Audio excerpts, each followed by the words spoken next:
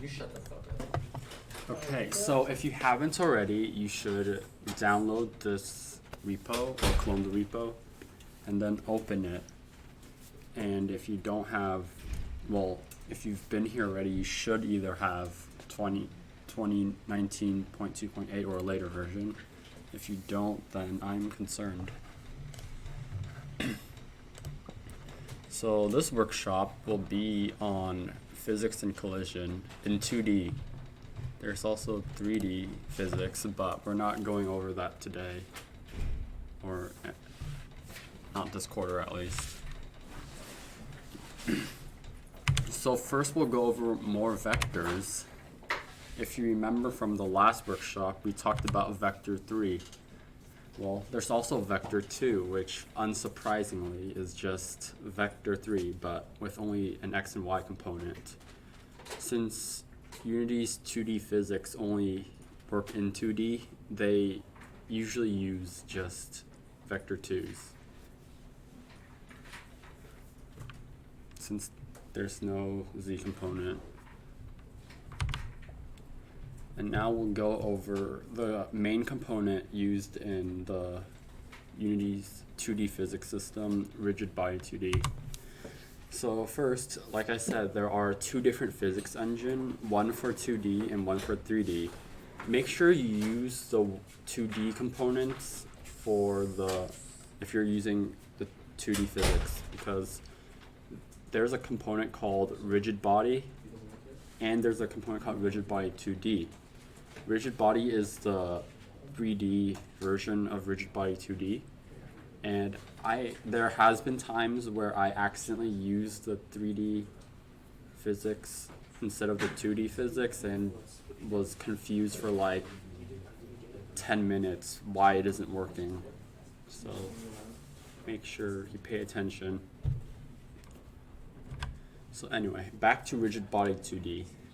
So it's a component, and it basically makes an object be affected by the physics engine. Without it, it's just an object that isn't affected by the physics.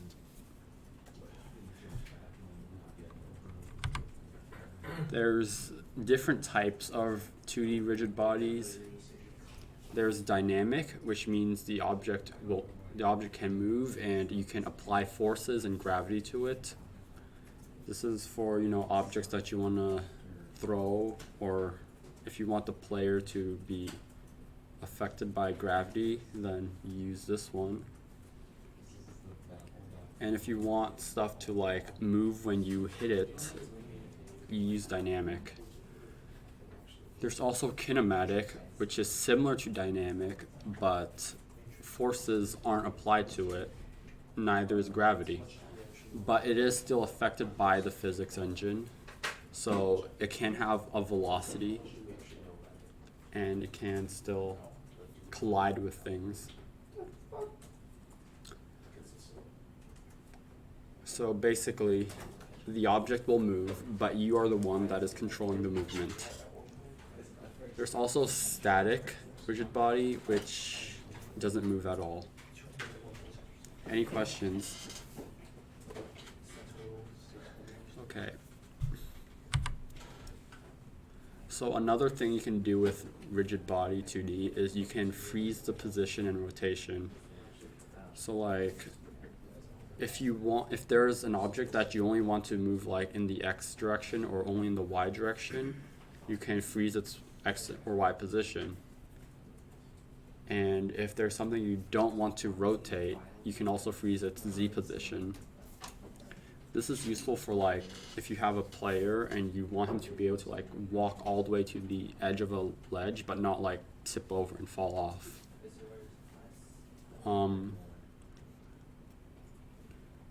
For the freezing position, that's I guess for like things that are like attached to like an axis or something that makes it stay on the axis, like an elevator that only goes up and down.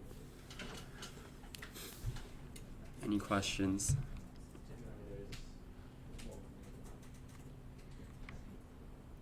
Oh, by the way, the reason why rotation is labeled as Z is because rotation is defined by the axis. So the axis that goes like forward and back is the Z axis. So that's why it's called the Z rotation.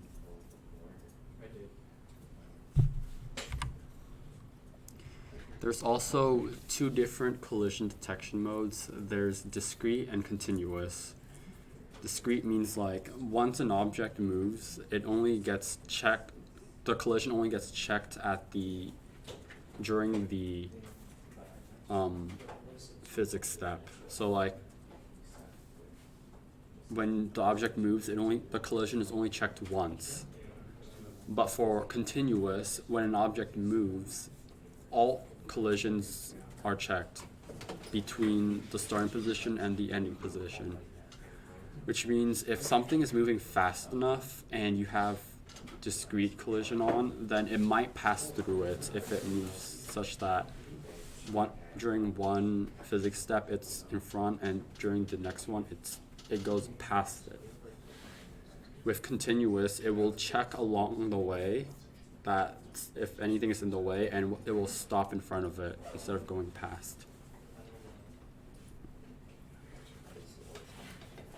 Any questions?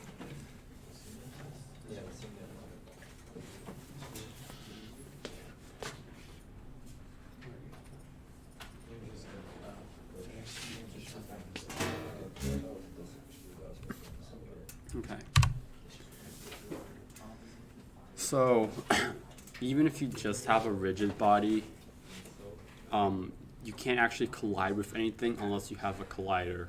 The collider is basically a hitbox for the object. So there are different kinds of colliders: circle colliders, box colliders, edge colliders. Most of them are basic shapes, but you are able to add multiple colliders to an object to form more complex shapes if you want. And for child objects, those colliders are also part of the parent object's collider. Once again, make sure you are using the 2D colliders and not the 3D colliders. There have been times where I accidentally used box collider instead of box collider 2D. Yes.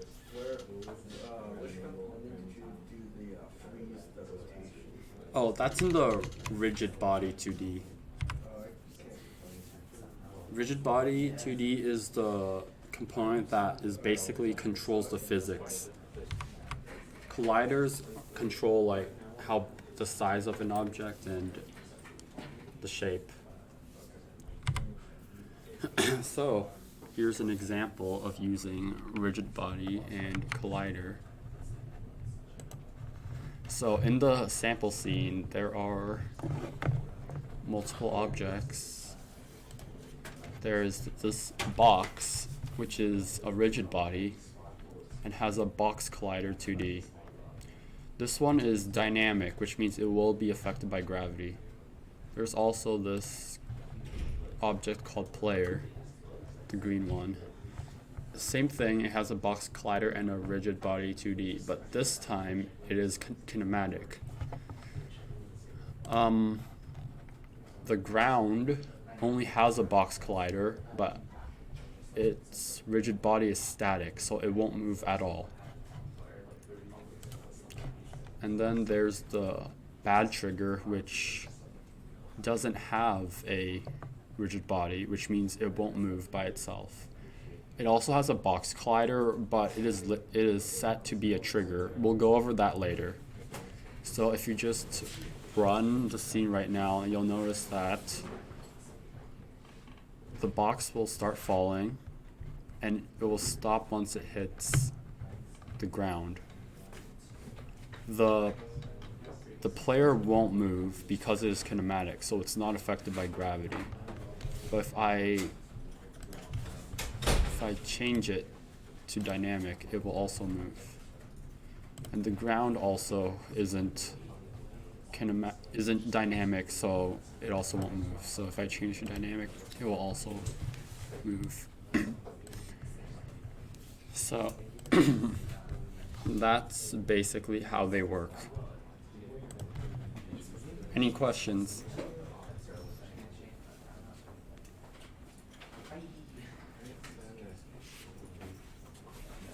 Okay.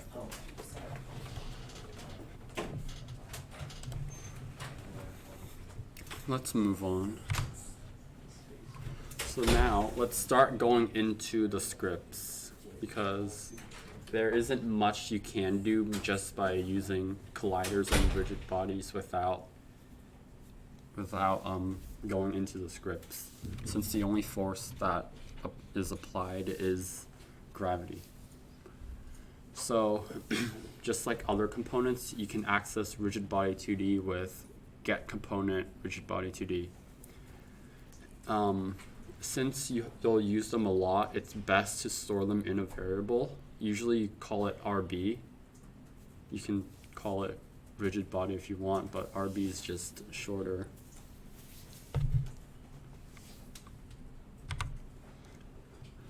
So you can also set the velocity of a rigid body, which means it will move that much.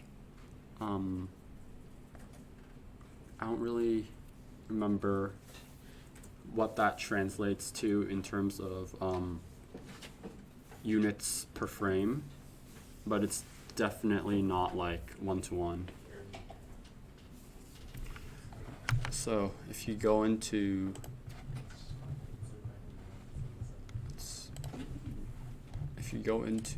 the box, you open inside the assets folder, there are some scripts provided for you.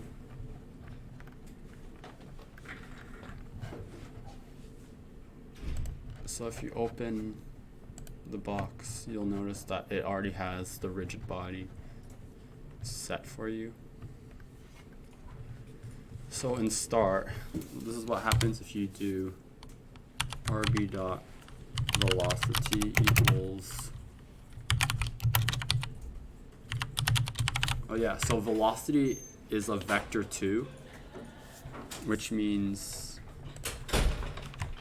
you create one with new vector 2, just like you do with vector 3s, but it can take 2 components. So let's do 1 and 5.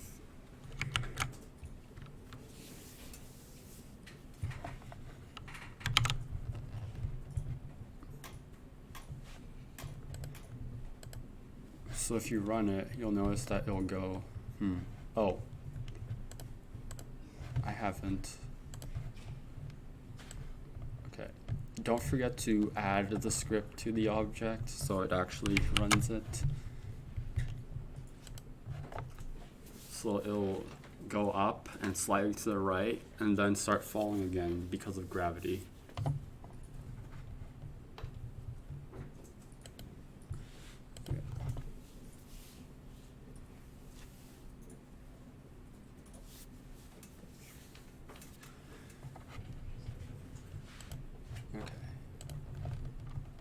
Okay, this one already has the script attached to it.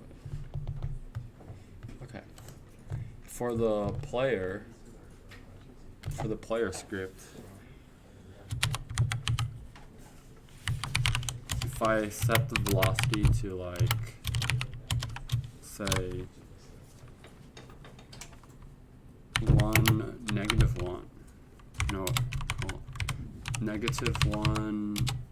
0.5 for the player. Since it is a kinematic rigid body, if I do this, it'll just keep going and not stop, because it's not affected by gravity, so nothing is pulling it down or changing its direction. So it'll just keep going forever.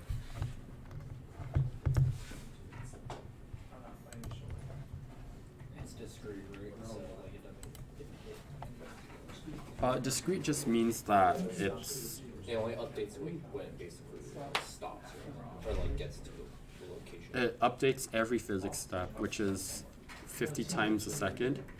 It just means that if it's moving fast enough, it could pass through things. But if you're using right now, it passes the floor. Like if you do it, like passes that happens because wait, hold on. That happens because it's kinematic, so it's not affected by forces. So when it hits something, it won't like stop. But if you have it so that it hits the okay, no, that's too much. Not using the layer, right? Onto the layer. There we go. So If you have it so that it hits the box, it'll start pushing it. But the player itself won't get pushed. It's pushed. The player itself won't get pushed itself, but the box will because it's dynamic. Any other questions?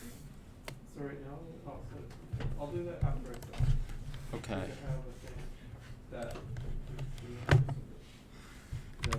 There's also rigid body 2D dot move position. This is basically like setting the position of a transform. what the fuck is the layer mask for? But when you do this, it is taken into account by the physics engine. If you use transform dot position, it could possibly like not do collision checking once you move it. But if you do move position, it will. This is important if you're using a continuous collision, where if you were to move the object past something else, it won't check it unless it's continuous, and if you use transform that position, it's definitely not going to check it. So say if I were to use rigid body 2D dot move position to just move this onto this position, then it will still push it. But if I were to move it past it, it'll still push it if it's uncontinuous, which I guess it's not. But if it was uncontinuous, it will push the object. However, if you used transform dot position and you moved it so that the object goes right here, then it won't detect it. That's why you should avoid using transform functions when you're using physics.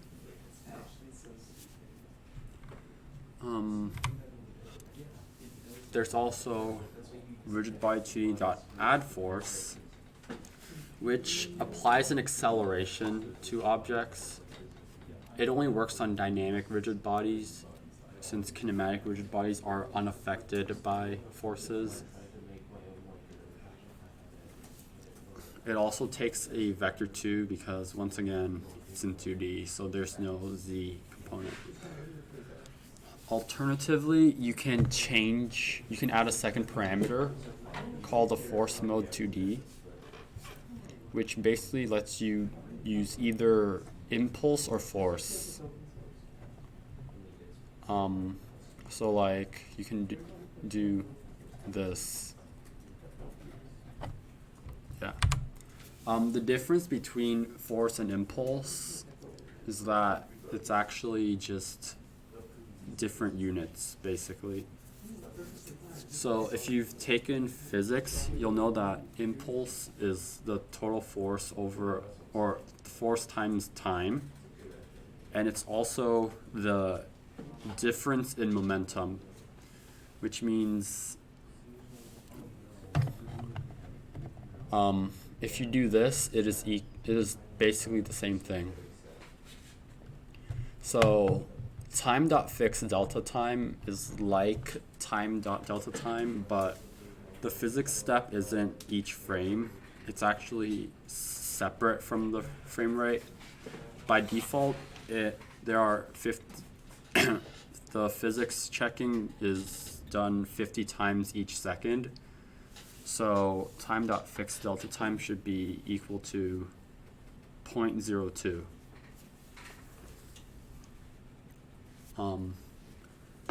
You can also use this to calculate the change in velocity using this formula. Rigid bodies have a mass if you look.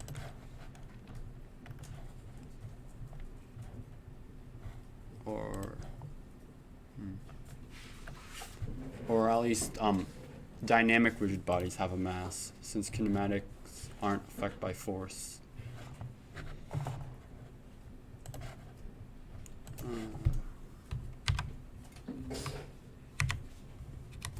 Yeah.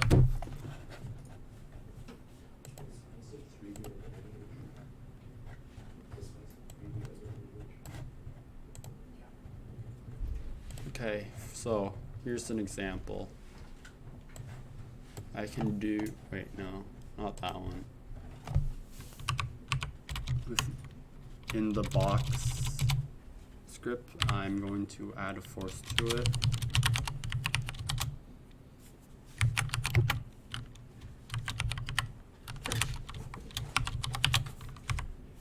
So, So this should like push it to the right.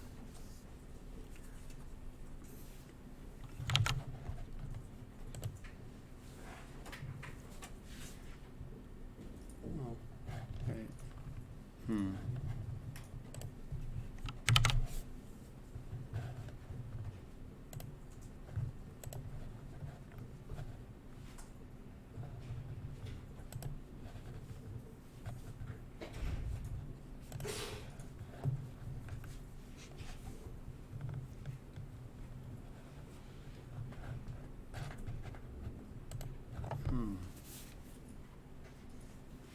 Okay, never mind then.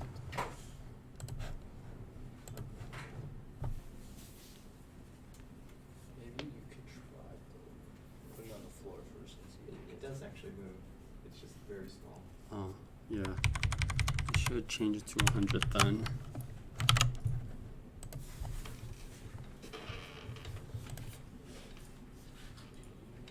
Oh yeah, there we go.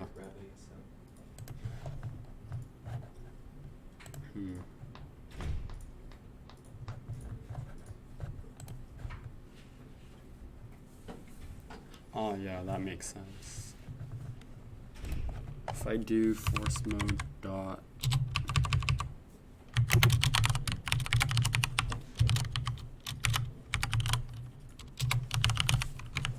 if I do that, it should go much faster.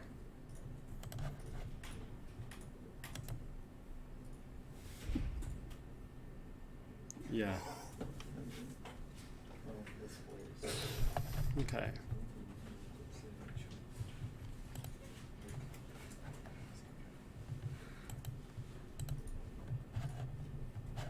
And you'll also notice that if I change this to dynamic,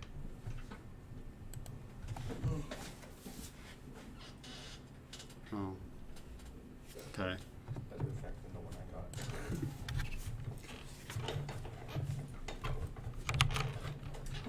Okay, let's keep going.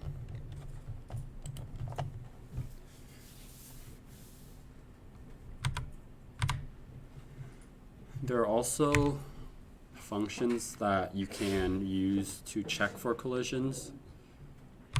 So there's on collision enter.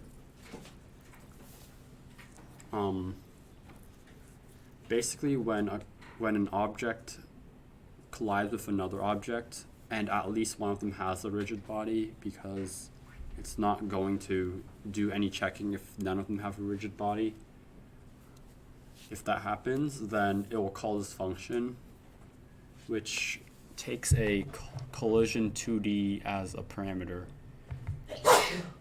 Bless you. Bless you. Um, Bless you. this is Bless you. basically the main function you used for checking collisions. Also, the return type doesn't have to be void. I once found out that you can actually have it be an IEnumerator, but that is something that we'll talk about way later on. But if you know what it is, then you can use it like that. There's also on collision stay and on collision exit, which is what it sounds like. On collision stay is called every physics step where the colliders are within each other, and on collision exit happens when the object stops colliding or when it exits the collider. And make sure that you have 2D, because once again I accidentally used on collision enter and I didn't know why it didn't work.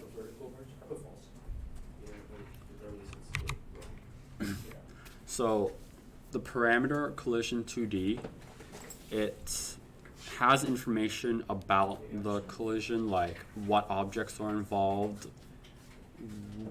at what points are they colliding, and what the velocity change is, the forces that happen. That is in the collision 2D object. Any questions? Okay. You can also use tags so that you can filter out which collisions you want to use. So like if you have, say, an object like an enemy and it collides with another enemy, then you just want them to, say, just ignore and keep doing what they're doing. But if they collide with like a player, you want the player to lose health. So that's why you use tags in order to see what it exactly you are colliding with. So for example, you can set a player's tag to player. By default it is untagged, but you can change it under its name when you click on it in the inspector. So you access the tag with the collision2d.gameObject, which gives you the game object that is involved with the collision, .tag, which gives you the tag. So if the tag was player, then they would be equal and this line of code is run. But since this is untagged, it's not going to return true, and this is not going to happen. So the other is that the, so like let's say would the other be like the thing you're colliding with? No, other is an object that basically stores information about the collision. Okay. It probably shouldn't be called other. It's probably better if it's just named collision.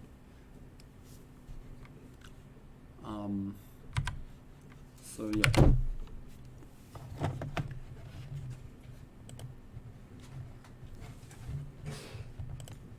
So let's, okay, first we'll just get rid of this because we don't want it to move randomly again.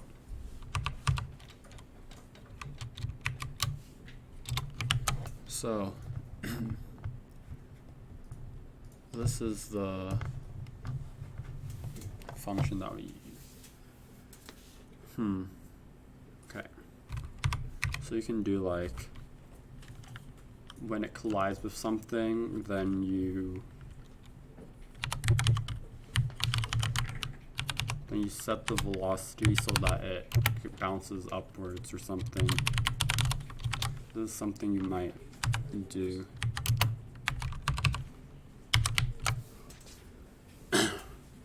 So with this, whenever it collides with anything, it will set the velocity to be 5 upwards, which means it will start bouncing on things. Oh. It's supposed to be vector 2.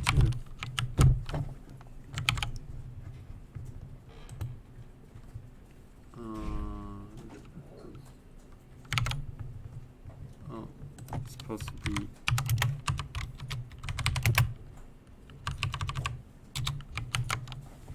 that's how you're supposed to do it.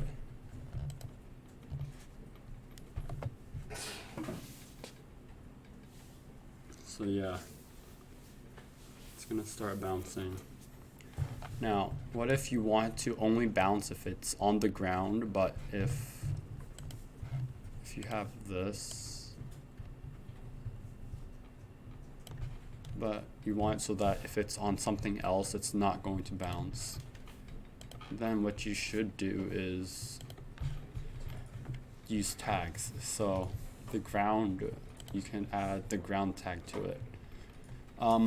You can add tags here, but by default, the only tags are these. Ground and bad are the tags that were added by this sample project. So in here you can do if other dot game object dot tag double equals ground.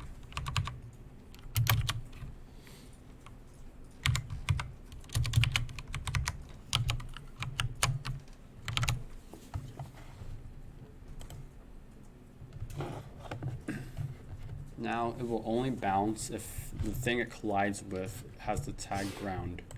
But if I were to change it to like untagged, then it's not going to bounce. And you'll notice that if I change it back, it's still not going to bounce because it only works when it enters the collider. But since it already enters it, then it already called it, and now it's instead going to call on collider stay. But since there's no on collider stay, nothing's happening. But if I just do that, then it's going to start bouncing again. Any questions?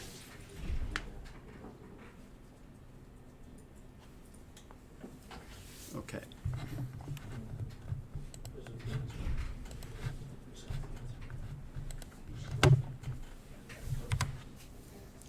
Okay, triggers. So, earlier I showed that one of the objects had a collider, and that collider was set as a trigger. Triggers can't actually be collided with. Objects can pass through them, but they still have like a collider, as in they still have like an area where it can detect when something enters it. Basically, if you have like, say, a loading zone where if you enter that area, or you like transfer to a new scene, this is how you do it. Or if you have like something where once you enter that area, then something happens. Or you can like set a playing field where if something exits the area, then something happens. So you use triggers for that. Triggers don't always have to even be visible. Sometimes it can just be like an invisible trigger. So instead of using on collision enter, you use on trigger enter 2D. And instead of having a collision 2D as the parameter, you have a collider 2D. Make sure you know this because, yes, I have accidentally put the wrong one before. So rather than being given the information about a collision, you're just given the collider component about the other object.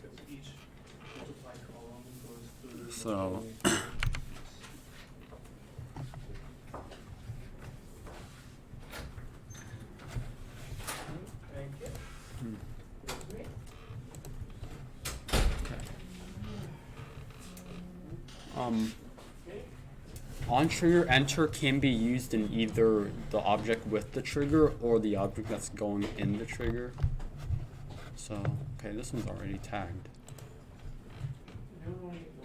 So I can set it so that void on trigger enter 2D wider 2D other.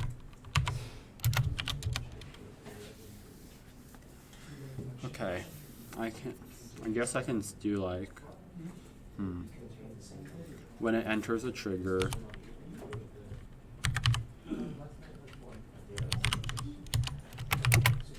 set up or no, add force.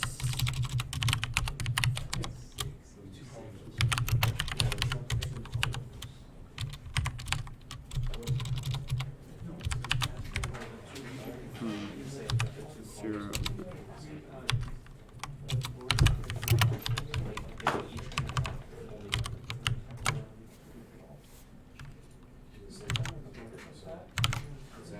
Okay.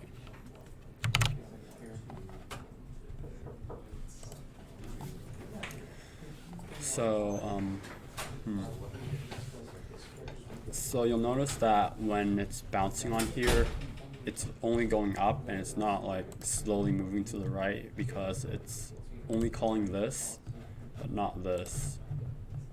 But if I were to move it so that it's under the trigger, so when it bounces it's going to enter, and see it's like slowly pushing it to the right. That's because this is being called when it enters the trigger. It adds a force that slowly pushes it to the right. But as you can see, the object was able to pass through it. Unlike the ground where it just bounces.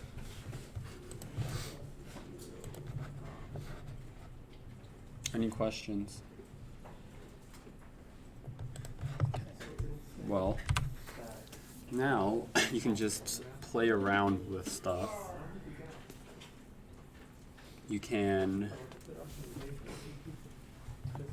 play with the player script and try to get it to move with the controls.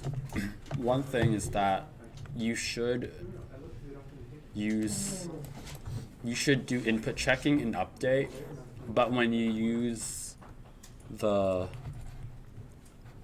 rigid body functions, you should do in fixed update, because the physics step, like I said, is independent of the frame rate.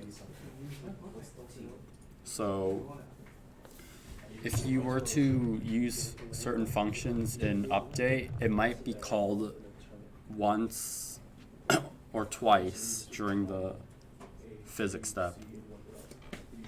Inversely, if you were to do input checking inside fixed update, it's possible that it might get your input once or twice or 0 times, because it's separate from each other and they happen at different rates. Any questions about that? Okay. I'll let you all play around for now. If you have any questions, just raise your hand. Is that it? Like, or you just don't know? Yeah, this is just, yeah. So, yeah, as Itai, our previous president, said, if something is moving, it should have a rigid body and use rigid body functions, unless they want to do the movement themselves, which sometimes you'd want to do if you want to have, say, objects move with the frame rate, because in some games you might want to do that. And next time we'll talk more about physics. We'll talk about raycasting and physics materials. But for now, let's just do this if you want to, and ask me if you have help, if you need help.